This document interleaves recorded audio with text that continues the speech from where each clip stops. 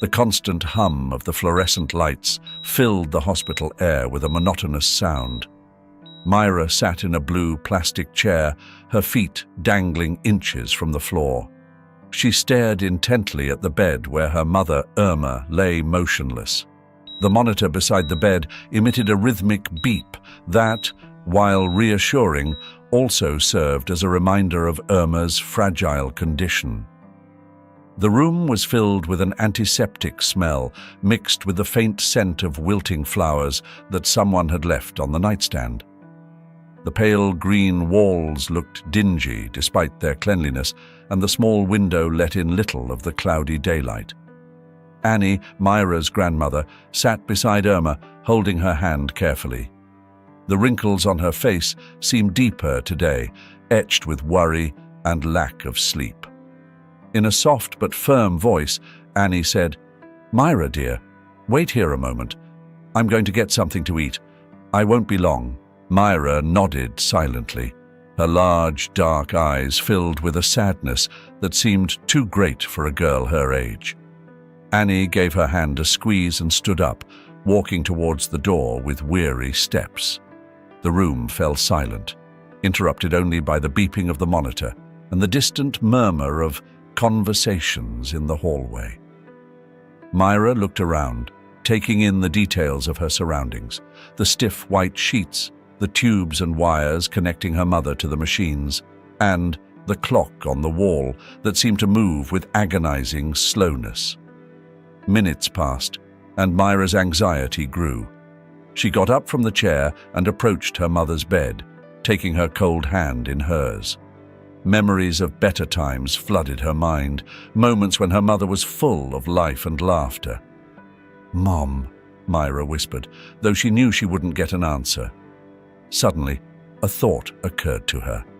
Annie had said she was going to get food, but that meant Myra was alone for a moment. What if something happened? Who would help her mother? Despair began to take shape in her heart, and with it, a daring idea.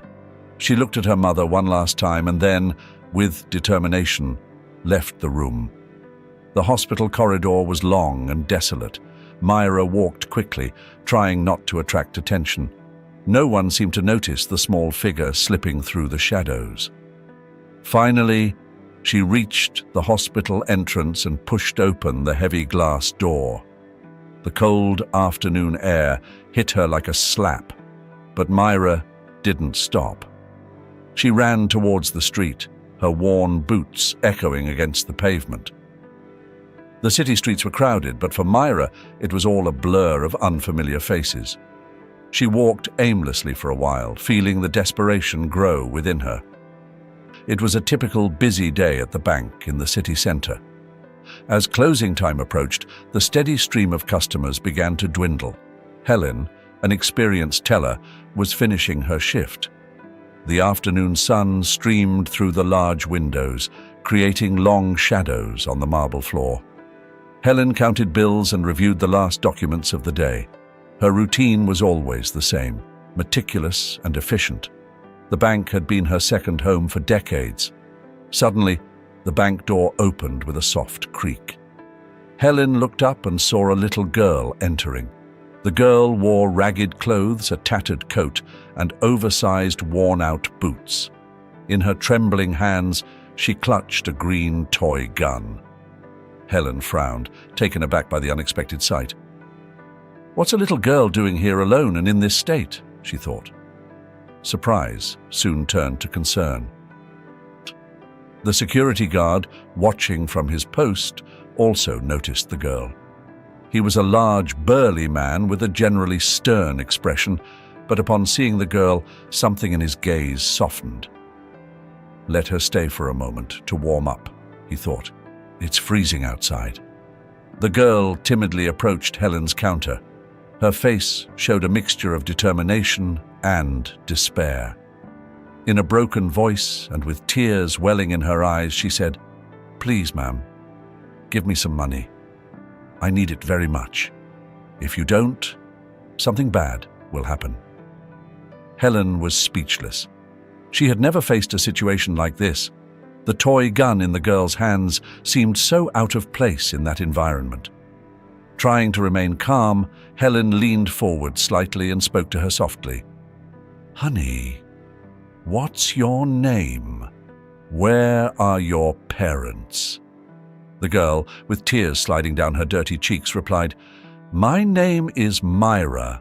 My mum is sick, and we need money to help her. Please, Mom, help me." Helen's heart sank. There was something about the girl's sincerity that moved her deeply. She glanced at the guard, who returned her gaze with a mixture of compassion and uncertainty. They were not prepared for this. Unsure of what else to do, Helen decided to follow protocol. Discreetly, she pressed the alarm button under her counter to call the bank manager, Frank. Frank appeared a few minutes later, a curious expression on his face. He was a man in his 40s with an authoritative but fair presence.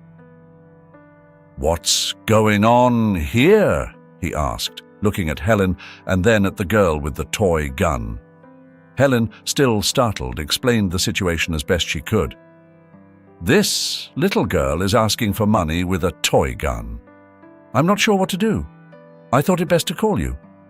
Before Frank could respond, the bank door burst open again.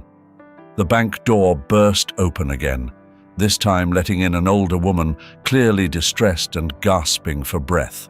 Her steps were fast and erratic, and her face showed signs of deep concern. She wore simple but clean clothes, indicating her effort to maintain some dignity despite the difficulties. "Myra, why did you leave by yourself?" the woman exclaimed, reaching the girl and hugging her tightly. Then, turning to Frank and Helen, she added, "I'm so sorry. This is my granddaughter." Frank approached with a look of curiosity and concern. "What's going on here?" he asked. The woman, still breathless, explained in a shaky voice, "We've been looking for help everywhere, but they've turned us down at every bank.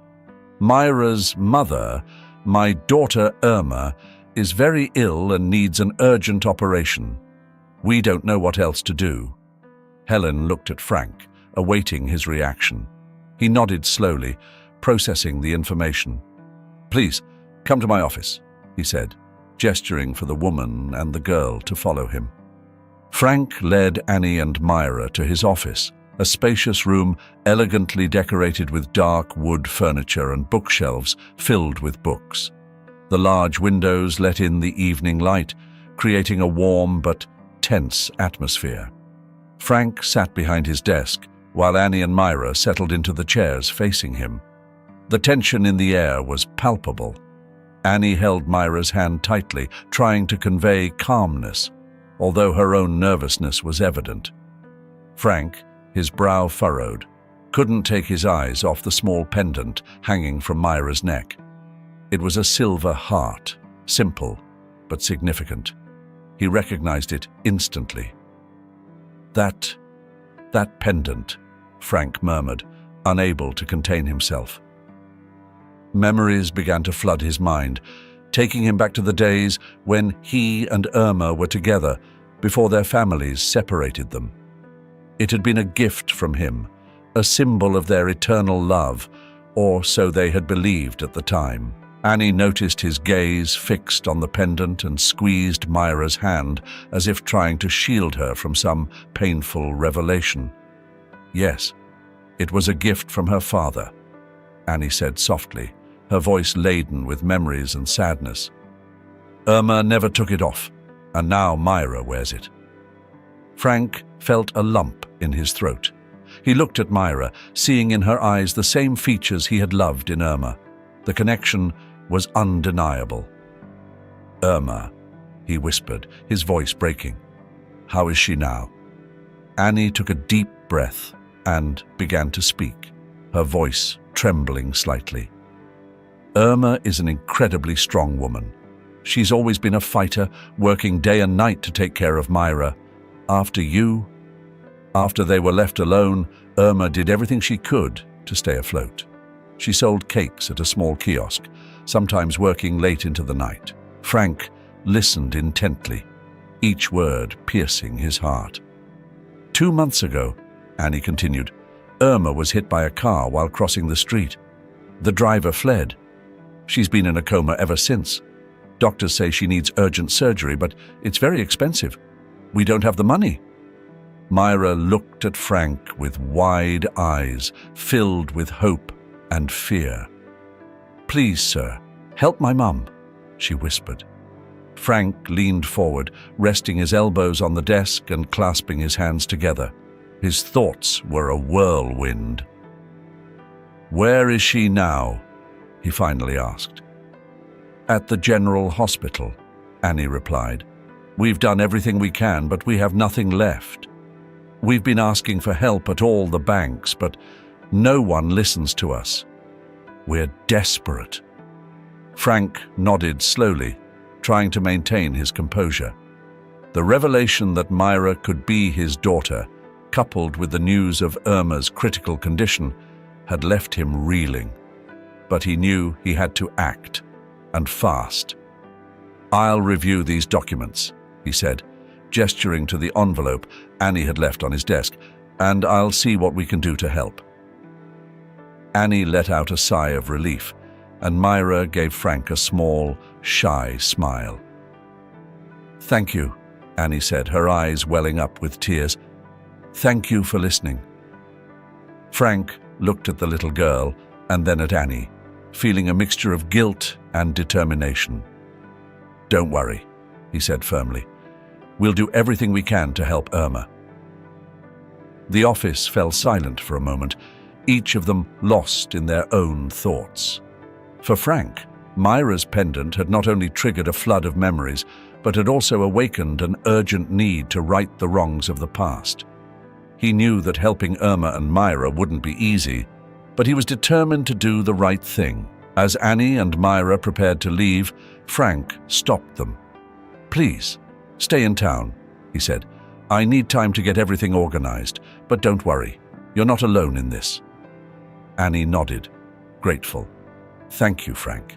You don't know how much this means to us. Myra, still clinging to her grandmother, looked at Frank with renewed hope. Can we see my mum soon? Frank smiled, trying to reassure the little girl. Yes, Myra, very soon. When they left his office, Frank stared at Myra's pendant one last time before picking up the envelope containing the medical documents. He remained alone in his office, looking over the medical documents that Annie had given him.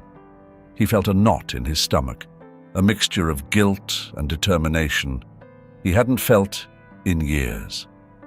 His thoughts were a whirlwind as he tried to process the information and decide what to do. He knew he couldn't ignore the situation. Irma had been his first love, and now, discovering he had a daughter he had never met, filled him with a deep sadness.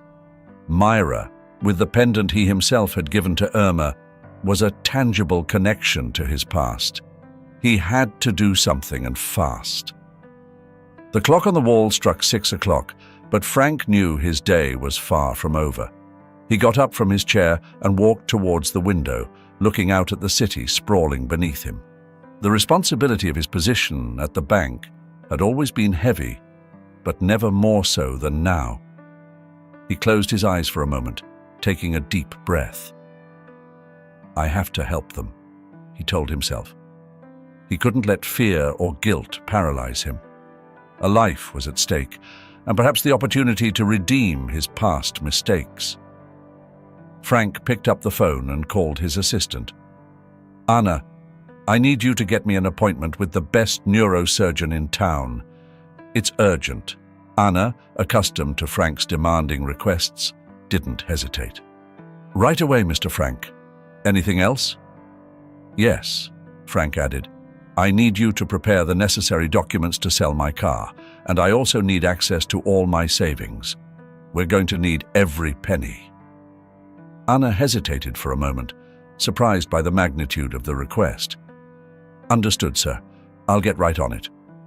While he waited, Frank sat back down, reviewing Irma's medical reports once more. It was clear that the situation was critical. The surgery was risky, but it was their only hope. When Anna returned with the confirmations, Frank felt a little more relieved. "I have an appointment with Dr. Martinez tomorrow morning," Anna said, "and the paperwork for the car sale is underway." "Thank you, Anna. This is very important to me," Frank said sincerely. Anna nodded, recognizing the seriousness in her boss's eyes. The next day, Frank met with Dr. Martinez, a middle-aged man with an impeccable reputation. After a brief introduction, Frank explained Irma's situation. "I understand," Dr. Martinez said, reviewing the documents. "The surgery is complicated, but not impossible. We've had success in similar cases, although the risks are high." "What are the chances of success?" Frank asked, trying to remain calm. "I would say there is a 60% chance of success if the surgery is performed soon," the doctor replied. "But we can't waste time." Frank nodded, determined. "We'll do whatever it takes. Tell me what steps to follow." Over the next few days, Frank sold his car and emptied his savings accounts to raise the necessary money. Every action, every decision was a reminder of his commitment to Irma and Myra. He knew he was sacrificing a lot, but he also knew it was the right thing to do. One afternoon, while finalizing the last financial details, he received a call from Annie. "Frank, we don't know how to thank you for all of this. Myra is very excited and won't stop talking about you." "You don't have to thank me, Annie," Frank replied, his voice soft but firm. "It's the least I can do. Irma and Myra deserve the best." The eve of Irma's surgery arrived with a mixture of anxiety and hope. Frank, Annie, and Myra prepared for the decisive day with hearts filled with mixed emotions. The hospital, an imposing building of brick and glass, seemed even larger and more intimidating as the moment approached. Frank drove Myra and Annie to the hospital early in the morning. The lobby was full of people, each with their own worries and hopes. The air was thick with the smell of disinfectant and the sound of the hurried footsteps of doctors and nurses. In the waiting room, Annie tried to remain calm, but her face showed the wear and tear of weeks of worry. Myra, clinging to her grandmother, looked around with large, nervous eyes. Frank, sitting next to them, felt the weight of responsibility on his shoulders. He had done everything he could to get to this point. But now, all he could do was wait. Dr. Martinez, in his impeccable white coat, approached the group. "Good morning. How are you all doing?" he asked in a serene voice. "We're doing well, Doctor," Frank replied, though everyone knew the anxiety was palpable. "Is everything ready for the surgery?" "Yes, everything is prepared," said Dr. Martinez. "The surgery is complicated, but I trust my team. We'll do our best." Annie nodded, her voice barely a whisper. "Thank you, Doctor. We don't know how to thank you for this." Dr. Martinez smiled kindly. "We are here to help. Now, if you'll excuse me, I must go get ready." As the doctor walked away, Frank took Myra's hand, giving it a comforting squeeze. "Everything will be all right. You'll see," he told her, trying to instill confidence. The hours passed slowly in the waiting room. The ticking of the clock on the wall seemed to amplify with each passing minute. Frank and Annie exchanged worried glances, while Myra remained silent, drawing invisible figures in the air with her fingers. To distract himself, Frank began to tell Myra stories from when he was a child, about how he used to play in the park and his school antics. Myra listened intently, and at times a small smile would appear on her face. This interaction helped ease the tension a bit. Finally, after what seemed like an eternity, Dr. Martinez reappeared. His expression was serious but not desperate. Everyone stood up instantly, their hearts pounding. "The surgery was a success," the doctor announced. Irma is stable and in recovery. The next few hours will be crucial, but we have overcome the first major hurdle." Relief was palpable. Annie let out a deep sigh and allowed herself a few tears of relief. Frank hugged Myra, feeling a wave of hope. "Thank you, Doctor," he said sincerely. "Really, thank you." "Now we need to monitor her closely," Dr. Martinez continued. "You'll be able to see her soon, but she needs to rest." Annie nodded gratefully. "We understand. We just need to know she's all right." Frank watched as Myra looked at the doctor with a mixture of admiration and relief. "Will I be able to see my mum soon?" she asked timidly. "Yes, little one," the doctor replied with a smile. "Your mum is a fighter. She'll be with you soon." As they waited for authorization to see Irma, Frank realized how much Myra meant to him. He had gone from being a stranger in her life to a father figure, and that responsibility filled him with a renewed sense of purpose. He knew he couldn't change the past, but he could do everything possible to ensure a better future for them. Finally, they were allowed to enter Irma's room. She was connected to various monitors with bandages around her head, but she was breathing on her own. Annie approached the bed, taking her daughter's hand carefully. "We're here, Irma," she said softly. "Everything is going to be all right." Myra, with tears in her eyes, slowly approached the bed. Frank followed, placing a comforting hand on her shoulder. "Your mom is very strong," he told her. "We'll get through this together." While Irma rested, Frank and Myra spent more time together, building a relationship that went beyond the circumstances that had brought them together. In those quiet moments, in the hospital waiting room, Frank found a renewed sense of family and belonging. The nights at Frank and Lydia's house had long ceased to be peaceful. While he was immersed in worries about Irma and Myra, Lydia continued to frequent bars and dress for nightclubs. The hours she spent away from home were getting longer and longer, and the arguments upon returning had become routine. Frank watched Lydia as she put on her makeup in front of the bedroom mirror, getting ready for another night out. "Are you leaving again?" he asked, even though the answer was obvious. Lydia didn't even bother to look at him.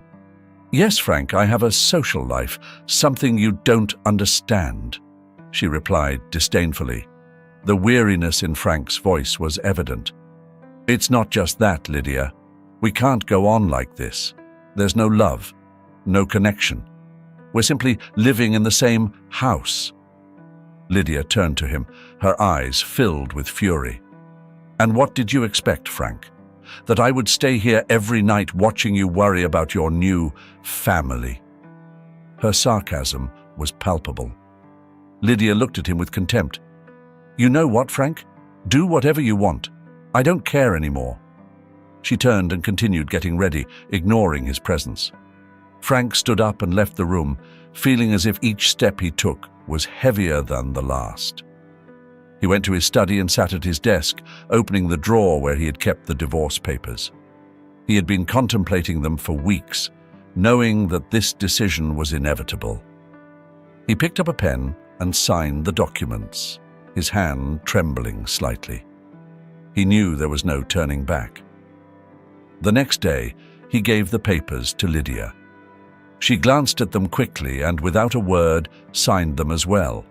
There were no tears, no prolonged arguments, just a tacit agreement that their marriage had come to an end.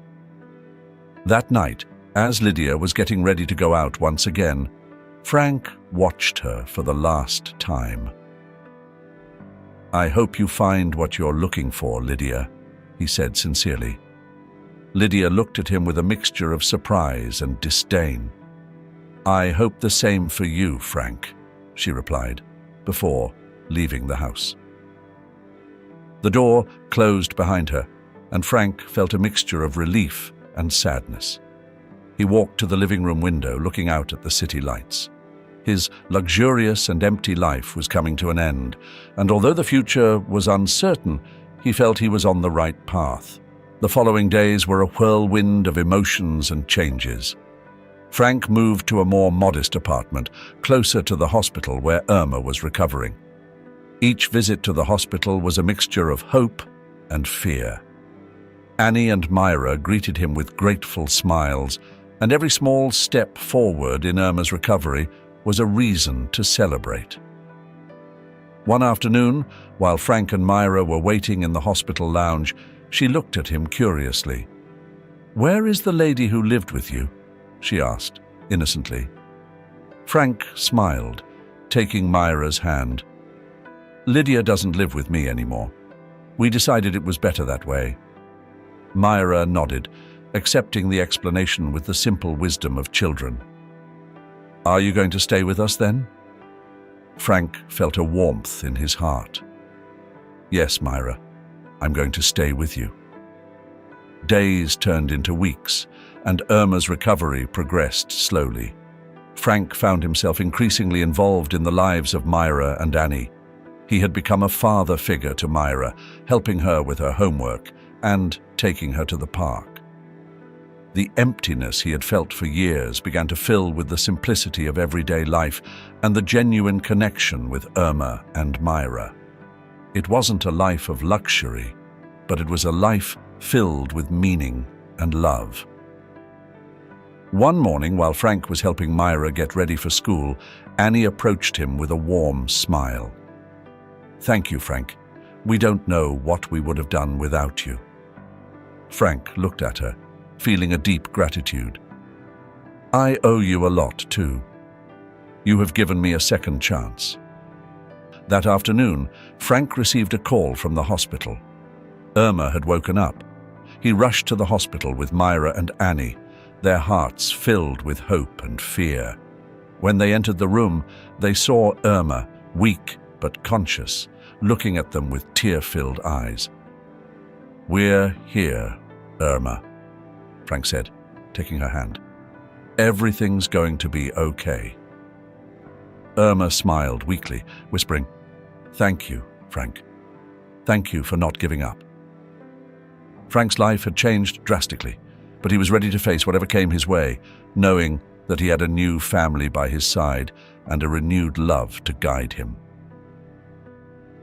The morning sun filtered softly through the curtains of the hospital room. Irma opened her eyes slowly, her eyelids heavy as she tried to focus her vision. Next to her, Annie slept in a chair, with Myra curled up on her lap. Irma tried to move, but pain and weakness stopped her. Turning her head, she saw Frank standing in the doorway, watching her with a mixture of concern and relief. "Frank," Irma murmured, her voice barely audible. Frank stepped forward, his eyes shining with contained emotion. "Irma, you don't know how happy I am to see you awake," he said softly. But Irma, seeing him so close, felt a wave of discomfort and turned her face away, avoiding his gaze. Frank stopped, understanding Irma's need for space. "I know this is difficult," he began, his voice trembling slightly. "But please let me explain everything." Irma kept her gaze fixed on the window, listening intently. Frank slowly approached and sat down in a chair beside her bed. "When I found out about your situation, I knew I had to do something. I couldn't leave you alone, not again. Myra, our daughter, she needs me as much as I need her." Irma finally turned her head to look at him, her eyes filled with questions. Frank continued, his voice firm but charged with emotion. "I've decided to leave my old life behind. Lydia and I, we're not together anymore. I want to be here for you, for Myra. I want to help, for real." Annie woke up to the sound of the conversation and, seeing Frank's serious expression, understood that something important was happening. Myra, still half asleep, raised her head and smiled when she saw her mother awake. "Mommy, she exclaimed happily, running to the bed. The atmosphere in the room softened with Myra's presence. Irma, although still confused, felt a glimmer of hope. Frank stood up, giving the family space to reconnect. "I'll give you a moment," he said, leaving the room with a smile. The return home was a slow and meticulous process. Frank had decided to move in with Annie, Irma, and Myra to help with Irma's recovery and build a life together. The house, though modest, was full of potential to become a warm and welcoming home. Frank rolled up his sleeves and began working on the house. He painted the walls, repaired the doors, and made sure everything was in order. With each small fix, he felt he was contributing to something meaningful.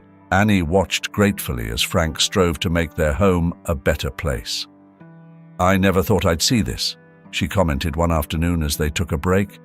"You've become someone I never imagined, Frank." Frank smiled, his gaze soft. "We all change, Annie, and I'm here to stay." Irma, still weak but getting stronger every day, began to become more involved in the daily life of the house. With Frank's constant support, she decided to resume her passion for sewing. Frank bought her a new sewing machine, and together they set up a small workshop in a corner of the living room. "You always loved to sew," Frank commented as they adjusted the table. "I remember how you used to make those beautiful dresses." Irma smiled, her fingers caressing the fabric. "It's something that has always given me peace." "Thank you for this, Frank." The workshop became a place of creativity and healing for Irma. Frank and Myra would spend hours together, watching as Irma created beautiful pieces of clothing. Their relationship grew stronger with each passing day, the family ties interwoven with moments of mutual support and genuine affection. Weeks turned into months, and the modest house was transformed into a haven filled with laughter and love. Irma, her health steadily improving, began selling her creations at the local market. Frank, now working at a local company as an economist, supported every step Irma took toward her independence. One afternoon, while Frank was helping Myra with her schoolwork, Irma came over and sat next to him. "Frank, I don't know how to thank you for all of this," she said, her voice full of sincerity. "You have changed our lives." Frank looked into her eyes, his expression filled with determination. "Irma, you don't need to thank me. We are a family, and I will always be here for you." Myra, seeing her parents together, smiled broadly.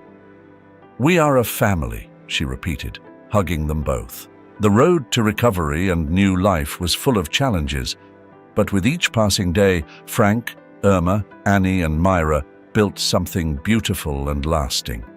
They had found a new beginning, and together they faced the future with hope and strength. The first rays of sunshine peeked through the curtains of the small house, announcing the start of a new day. Frank woke up early as usual and headed to the kitchen. The aroma of freshly brewed coffee filled the air, and the sound of ceramic mugs, gently clinking, created a quiet symphony that signaled the start of his daily routine.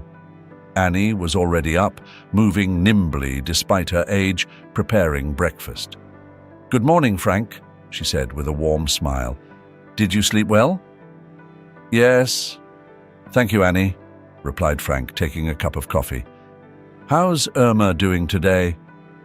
"She's feeling a little better. She's resting in her room," Annie replied as she placed some toast on the table. Myra appeared at the door, rubbing her sleepy eyes. "Good morning, Dad." "Good morning, Grandma." "Good morning, sweetheart," Frank said, kissing her forehead. "Ready for school?"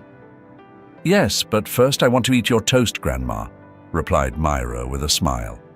Life in the house had become a series of comforting routines. Mornings were a time for family bonding, where everyone gathered around the table to enjoy a simple meal filled with love. Frank treasured these moments. feeling his connection with Myra and Irma grow stronger with each passing day.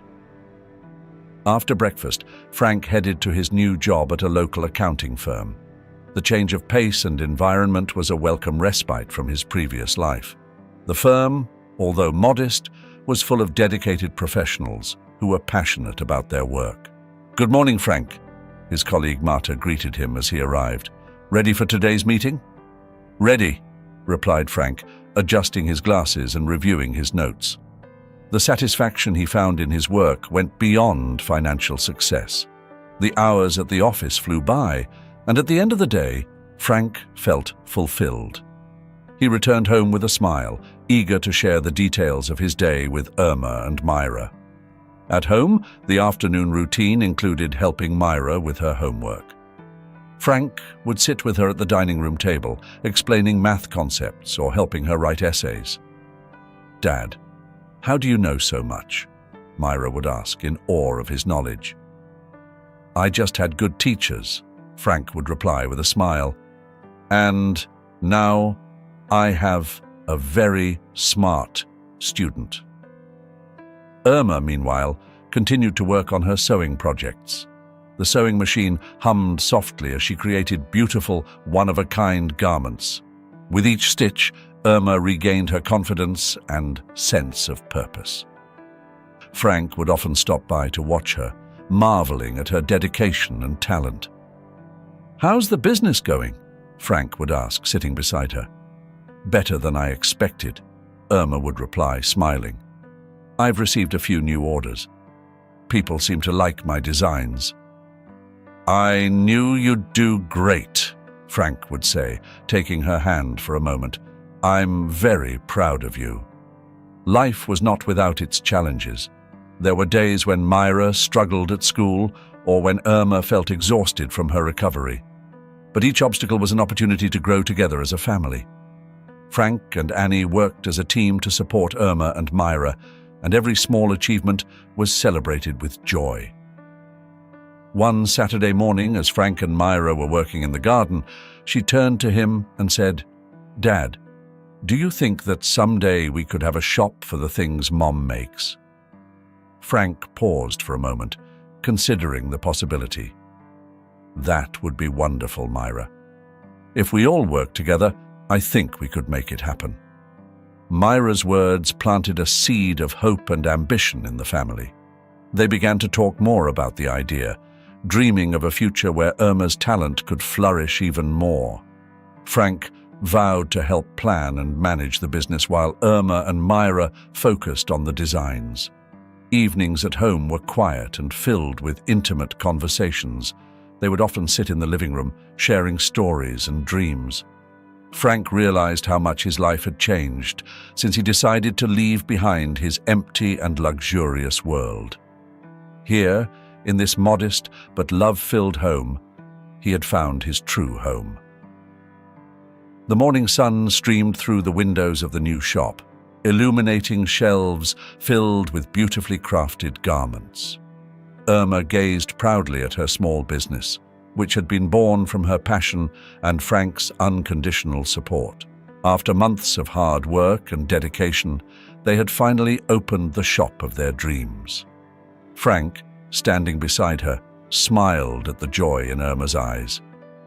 "We did it," he said, taking her hand.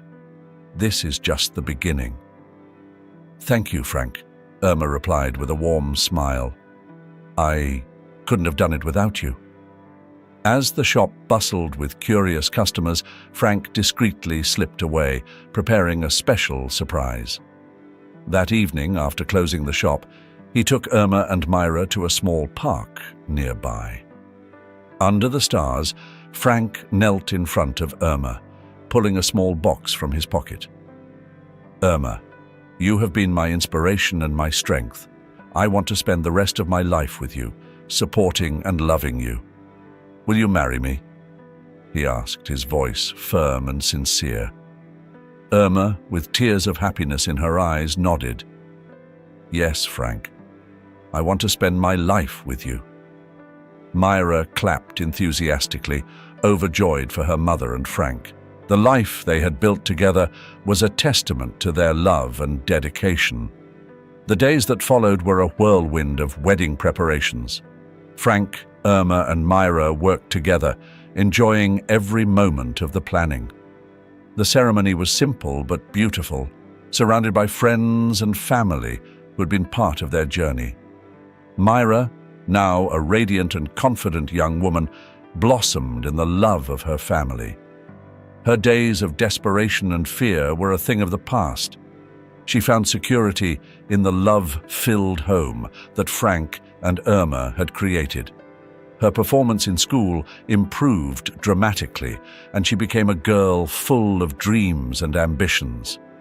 Frank, observing Myra's transformation, realized something profound. True wealth was not found in money or status, but in the love and trust they shared as a family. Myra's happiness and Irma's smile were the greatest treasures he could have wished for. One afternoon, as they were walking together in the park, Frank mused aloud. "You know, Irma, I used to think that success was measured by money and social standing. But now I see that true wealth is in the moments we share, in the love we have for each other." Irma nodded, taking his hand. "It's true, Frank. We've been through a lot of hardship, but it's all been worth it. We're together, and that's all that matters."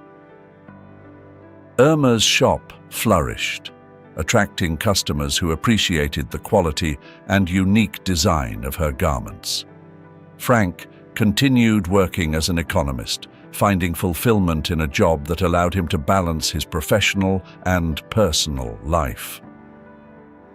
Together, they faced each challenge with courage and love.